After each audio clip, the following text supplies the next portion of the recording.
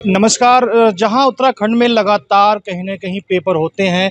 Paper होने के बाद कहीं न कहीं रिज़ल्ट भी नहीं आते हैं। कुछ पेपर ऐसे होते हैं जहां पर्चा लीक का मामला सामने आता है। तो हमारे साथ इस समय बॉबी पवार हैं जो बेरोज़गार संघ के हैं। सर, आपने किस मुद्दे पे आज पीसी की थी? क्या कुछ था मामला आज का? देखिए, जो वर्तमान में जो घटना घटित हो रही है उत्तराखंड में, पेपर लीक कांड जो हो रहे हैं, आए दिन नए-नए प्रकरण सामने आ रहे हैं।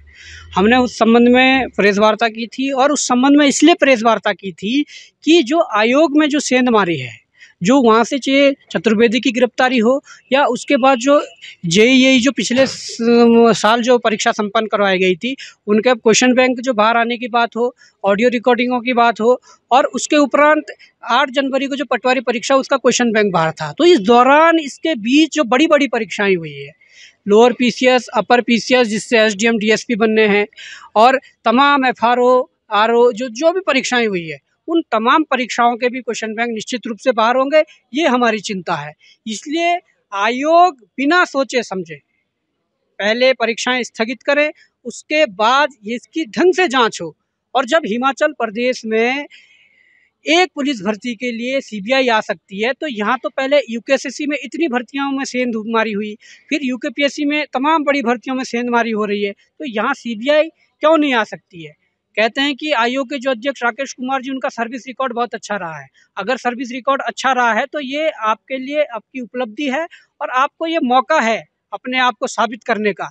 आपको मोर्चा सँभालना पड़ेगा, आपको आगे आना पड़ेगा और तमाम आप अपने हाथ से कलम से लिखिए कि सीबीआई को निमंत्रण दें और सीबीआई से जांच करवाएं, क्योंकि उत्तराखंड एक ऐसा प्रदेश है जहां बाहरी प्रदेशों के जो लोग हैं उनके लिए बड़ा एक अच्छा प्रदेश है नौकरी करने के लिए। यहाँ सबकी वो रहती है कि हमें उत्तराखंड में नौकरी चाहिए, इसलिए यहाँ के तार मुझे लगता है कि देश के अनेकों राज्यों से जुड़े होंगे, जिसके लिए मुझे नहीं लगता कि एसआईटी या एसटीएफ वहाँ तक काम कर पाएगी। तो सीबीआई अगर इसको अपने हाथ में लेती है तो कम से कम ये चीज़ें सामने निकल कर आएंगी, कौन इसमें बड़े अधिकारी, कौन माफिया, कौन सफ़ेदपोश इसमें लिप्त है, वो उनका सबके सामने उजागर हो जाएगा। अगर एक चीज़ ये भी देखा जाए कि जो बच्चे जाके इंस्टीट्यूट में जाके अपनी तैयारी करते हैं, जो कोचिंग में जाके तैयारी करते हैं, अब जो तैयारी करने के बाद वो पेपर देने जाते हैं, फिर 2 घंटे बाद मिलता है कि भई पेपर रद्द हो रहा है, चोरी करते पकड़ा गया है।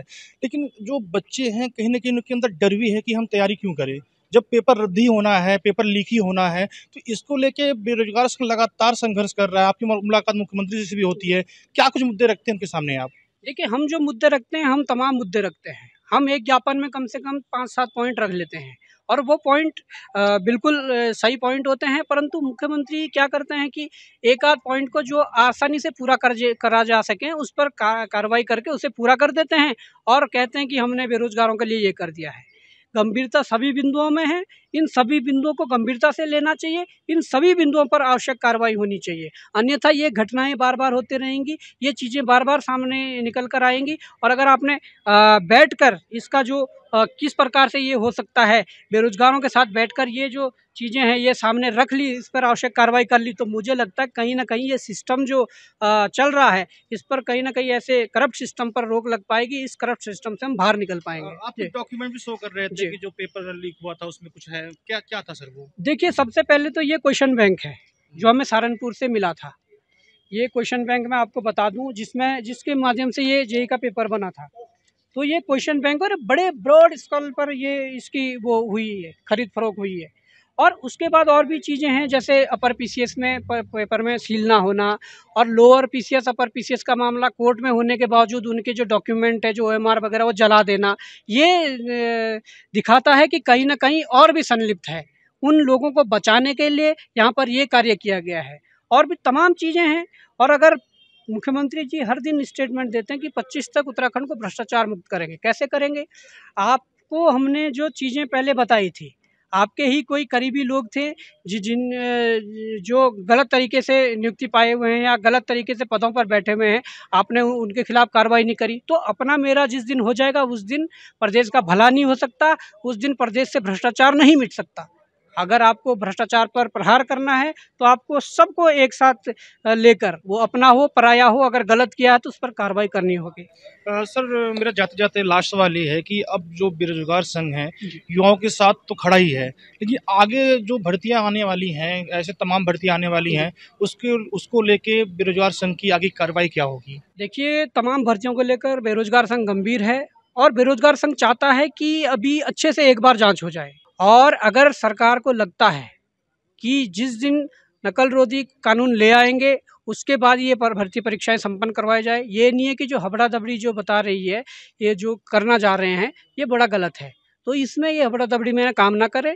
आप एक संवैधानिक बॉडी हो, आप उसका परिचय देते हुए आप वहाँ पर इस तरीके से काम करिए कि कम से कम युवाओं का हित हो सके, प्रदेश का हित हो सके। जी, थैंक यू। तो ये थे हमारे साथ बॉय पवार, जिनका साफ तौर पे ये कहना है कि जो पेपर लीक हुए थे, जो पिछले पेपर भी हुए थे, कहीं न कहीं उसकी सीबीआई जांच हो, उसके बाद ही पेपर कराना चाहिए।